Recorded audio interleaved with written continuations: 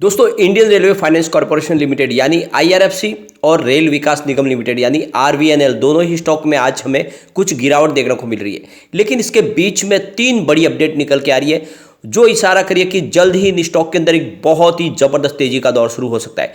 जैसे कि अब हमारा बजट आने वाला है और बजट के बाद में इन स्टॉक के अंदर हमें एक रॉकेट की गति से तेजी आती हुई दिखाई दे सकती है। तो क्या इस समय में गिरावट का फायदा उठा के इन दो स्टॉक में निवेश करना चाहिए?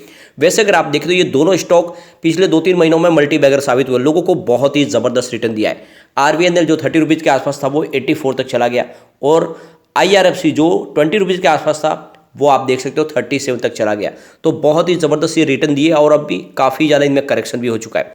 तो क्या इस समय इन्वेस्टमेंट करना चाहिए? रेलवे मिनिस्टर अश्विनी वैष्णव की तरफ से क्या बयान है उसको भी जानेंगे और हमारे पीएम की तरफ से एक बड़ा डिसीजन लिया गया उसको भी समझेंगे। यानी रेलवे को फाइनेंस प्रोवाइड करती है कंपनी आईआरएफसी और इंफ्रास्ट्रक्चर डेवलप करती है कंपनी आरवीएनएल।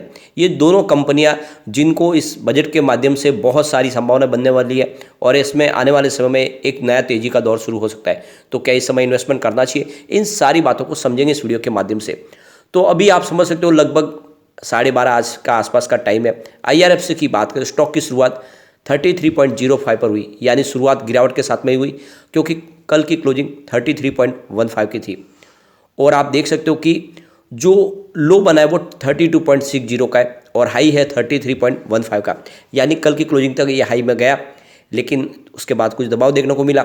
32.65 पे स्टॉक है जहाँ पे 1.51% की हमें गिरावट देखने को मिली है, लगभग 1.5% की गिरावट है। और यहाँ पे आप समझ सकते हो पिछले एक साल में स्टॉक ने 35% का पॉजिटिव रिटर्न दिया है। 24 के आसपास स्टॉक था एक साल पहले। बात अगर हम 6 मंथ के रिटर्न की बात करें तो बहुत ही ज़बरदस्त 61% का ज़बरदस्त रिटर्न दिया स्टॉक ने। 20 के आसपास स्टॉक था। तो आप ये समझ ही सकते हो जिसने 6 महीने पहले निवेश किया होगा उसको इस समय काफ़ी अच्छा रिटर्न देखने को मिल रहा है, बहुत ही ज़बरदस्त।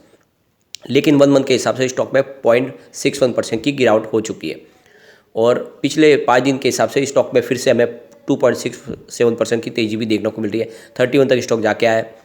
आज वॉल्यूम में थोड़ी सी कमी है। इसके पीछे वजह कि आज बड़े फंड हाउस इसमें सक्रिय नहीं है और वहाँ से इन्वेस्टमेंट नहीं आ रहा है, इसी वजह से इसकी प्राइस थोड़ी सी आपको नीचे जाती हुई दिखाई देगी।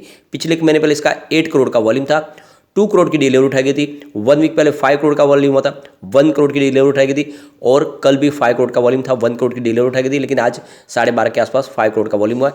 वॉल्यूम कम है और ऐसे में यहाँ पे थोड़ी सी दबाव देखने को मिल रही है। इसके बीच में हमारा बजट आने वाला है, फाइनेंशियल ईयर 2023 का बजट, और यहाँ पे हमारे फाइनेंस मिनिस्टर की तरफ से जो बयान निकल के आ रहा है कि इस बार हम रेलवे के लिए बहुत कुछ करने जा रहे हैं। वंदे भारत ट्रेन्स जो एक बड़ा सपना है इंडिया का जो साकार हो चुका है और आने वाले समय वंदे भारत ट्रेन्स में और क्या हमें नई संभावना देखने को मिलेगी। तो यहाँ पे अगर आप देखें 2017 में जब रेलवे बजट को मर्जर कर दिया गया मेन बजट के साथ में, तो यहाँ पे 2023 में रेलवे बजट भी इसके साथ में ही अनाउंस किया जाएगा।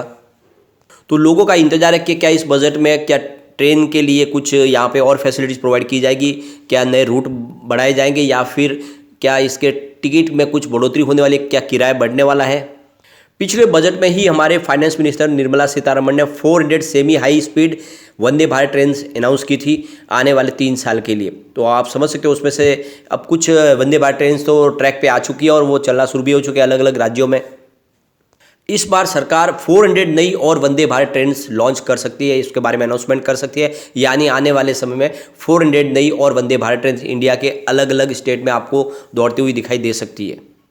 तो यहाँ पे वंदे भारत 2 हिस्सों में अब शुरुआत की जाएगी। एक तरफ तो जहाँ पे पुरानी जो है राजधानी और शताब्दी एक्सप्रेस उनको रिप्लेस किया जाएगा वंदे भारत की तरफ से और इसकी स्पीड को बढ़ाया जाएगा 180 की एमपीएस के हिसाब से, और दूसरी जगह नए रूट पे भी वंदे भारत ट्रेन शुरू की जाएगी। इसके अलावा एक बहुत बड़ा विजन लेके चली है सरकार, जो हमारी प्योरली मेक इन इंडिया के तहत बनी वंदे भारत ट्रेन है जो पूरे 100% हिंदुस्तान में ही बनी है, उसको एक्सपोर्ट किया जाएगा। यानी आप समझ सकते हो जो बिजनेस बढ़ाना है, यानी वंदे भारत को विश्व के अलग अलग कोनों में पहुंचाना है, जिसमें आप देख सकते हो यूरोपियन मार्केट, साउथ अमेरिका और ईस्ट एशिया में 2025-26 का विजन क्लियर है। आने वाले समय जो भी इंडिया में वंदे भारत मैन्युफैक्चरिंग होगी उसको विश्व के दूसरे देशों में भी एक्सपोर्ट किया जाएगा। यानी काफ़ी आने वाले समय संभावना बनने वाली है, वंदे भारत काफ़ी ज़्यादा बनने वाली है। ऑलरेडी इसके ऊपर हमारे रेलवे मिनिस्टर अश्विनी वैष्णव की तरफ से बयान दिया गया है कि हम फाइनेंशियल ईयर 2026 से वंदे भारत एक्सपोर्ट करना शुरू कर देंगे। इसके अलावा सरकार वंदे भारत के वर्जन 2 भी लॉन्च करने की तैयारी करे, जिसमें काफ़ी ज़्यादा और फैसिलिटीज़ हो सकती है। इसके अलावा आने वाले 25 साल के लिए 1 लाख किलोमीटर के नए ट्रैक बिछाने का भी यहाँ पे प्रस्ताव इस बार लिया जा सकता है बजट में। इसके अलावा इसी बजट में अगर आप देखें तो 10,000 करोड़ रुपीज़ का खर्च किया जा सकता है 7,000 किलोमीटर का जो रूट है उसको इलेक्ट्रीफाई करने में। तो ये समझ सकते हो कि इस बार बहुत सारी अनाउंसमेंट होने वाली है। इसके अलावा जो अहमदाबाद मुंबई बुलेट ट्रेन का जो कॉन्सेप्ट आगे बढ़ रहा है उसके लिए भी कुछ अनाउंसमेंट हो सकती है और आने वाले समय इसको आगे तक लेके जा सकते हैं, यानी इसको दिल्ली तक लेके जाने के लिए तैयारी की जा सके। इस बजट के अंदर उसके ऊपर भी अनाउंसमेंट हो सकती है। पिछले बार जो बजट जो हमारा है वो 1.4 लाख के आसपास था फाइनेंशियल ईयर में, उसको बढ़ा के 1.9 लाख करोड़ के आसपास किया जा सकता है इस बार, यानी 30% की बढ़ोतरी की जा सकती है बजट में रेलवे के। कुल मिला के ये जो आने वाला जो समय होगा ये रेलवे के लिए एक तरह से एक नया मील का पत्थर साबित हो सकता है और ऐसे में IRFC का कामकाज बढ़ने वाला है, क्योंकि सारा फाइनेंस तो IRFC प्रोवाइड करेगी और RVNL को भी बहुत सारे प्रोजेक्ट मिलते हुए दिखाई दे सकते हैं। यहाँ पे एक बड़ी अपडेट और निकल के आ रही है, हमारे PM नरेंद्र मोदी 19 जनवरी को तेलंगाना जा रहे हैं और वहाँ पे वो रेलवे प्रोजेक्ट को लॉन्च करने जा रहे हैं करीब 2,400 करोड़ रुपीज़ के। और इसके अलावा वंदे भारत ट्रेन को भी हरी झंडी दिखाएंगे जो हैदराबाद से विजयवाड़ा के बीच में चलेगी। इसके अलावा सिकंदराबाद रेलवे स्टेशन को फिर से मॉडर्न तरीके से डेवलप किया जाएगा और इसके लिए 700 करोड़ रुपीज़ का खर्च किया जाने वाला है। इसके अलावा और देखें तो हमारे रेलवे मिनिस्टर अश्विनी वैष्णव की तरफ से कहा गया कि आने वाले समय में हम बहुत सारी हाइड्रोजन ट्रेन को लॉन्च करने जा रहे हैं और इसकी शुरुआत आने वाले दिसंबर से होने वाली है। तो आप समझिए कंप्लीटली ग्रीन हाइड्रोजन ट्रेन जो होगी ये पोल्यूशन फ्री होगी और ये बहुत सारी जो है आने वाले समय में इस तरह से जो ट्रेन आने वाले समय लॉन्च होने वाली है। यानी एक तरह से देखें तो ये वंदे मेट्रो के नाम से ये ग्रीन हाइड्रोजन ट्रेन होगी जो आने वाले समय में एक तरह से ये पूरी की पूरी जो पुरानी जो परंपरा है जो रेल की जो उसको खत्म करते हुए एक नई पीढ़ी की शुरुआत होने वाली है जो पूरी तरह से पोल्यूशन फ्री होगी ट्रेन का सफ़र। तो जो पुरानी मेमो है उनकी जगह पे ये नई वंदे मेट्रो आएगी और ये उसको बदलेंगी। रेलवे बजट की बात करें तो जो तेलंगाना को बजट दिया गया है फाइनेंशियल 2020-23 के लिए वो करीब 3,048 करोड़ रुपीज़ के आसपास है, यानी ये 12 टाइम्स ज़्यादा है 2014-15 के बजट के मुकाबले। यानी जो पुरानी सरकार थी उन्होंने इनको 258 करोड़ रुपीज़ का ही बजट यहाँ पे दिया था, उसकी जगह पे इस बार 3,048 करोड़ रुपीज़ का बजट दिया गया। तो आप समझ सकते हो कि कितना सारा रेलवे बजट के लिए यहाँ पे सरकार खर्च कर रही है और इसकी वजह से आने वाले समय रेलवे में एक आमूल परिवर्तन आता हुआ दिखाई देगा और इसी वजह से इंडिया आत्मनिर्भर बनता जाएगा, क्योंकि ये सारी की सारी टेक्नोलॉजी पूरी तरह से मेक इन इंडिया के तहत है। और अब IRFC की बात करें तो इसका कारोबार तो बहुत तेजी से बढ़ा, क्योंकि जिस तरह से रेलवे के प्रोजेक्ट लगातार सामने निकल के आ रहा है उसका फायदा तो सीधा IRFC को होने वाला है। तो आप ये देख ही सकते हो 2018 में जहाँ पे 11,018 रुपीज़ का इनका रेवेन्यू था वो 2022 आते थे 20,299 रुपीज़ तक पहुँच गया। बहुत ही ज़बरदस्त बढ़ोतरी हुई है।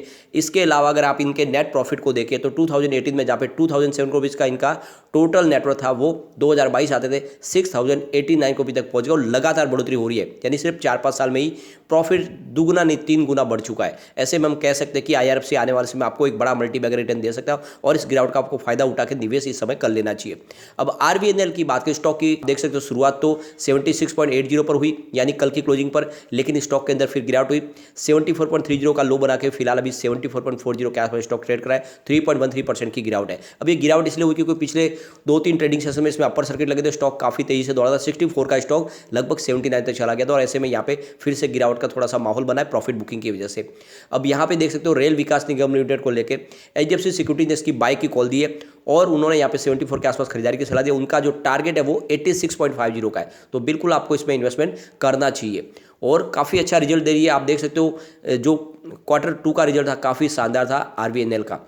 रेवेन्यू 4.91 थाउजेंड रुपीज़ निकल कर आया जहाँ पे 21.94% की ईयर ऑन बेसिस पे बढ़त देखने को मिली। नेट इनकम 381 करोड़ के आसपास रही जहाँ पे 36.52% की ईयर ऑन बेसिस पे बढ़त देखने को मिली। नेट प्रॉफिट मार्जिन 7.77% रहा जहाँ पे 11.96% की ईयर ऑन बेसिस पे हमें बढ़त देखने को मिली। तो काफ़ी शानदार रिजल्ट रहा था और कंपनी बहुत तेज़ी से कारोबार करी है। इंडिया के अलावा बहुत सारे इनके प्रोजेक्ट है जो बाहर भी इनको मिल रहे हैं। इसके अलावा रिसेंटली इनको सूरत मेट्रो का भी कामकाज मिला है। ऐसे में आपको इसमें इन्वेस्टमेंट जरूर करना चाहिए, लेकिन फ्रेंड कोई भी इन्वेस्टमेंट करने से पहले अपने फाइनेंशियल एडवाइजर से बात ले ले या अपना खुद का रिसर्च करें, क्योंकि मैंने वीडियो आपके एजुकेशनल पर्पज के लिए ही बनाया। वीडियो पसंद आए तो लाइक शेयर जरूर कीजिए और चैनल को सब्सक्राइब कर दीजिए। Thank you friend.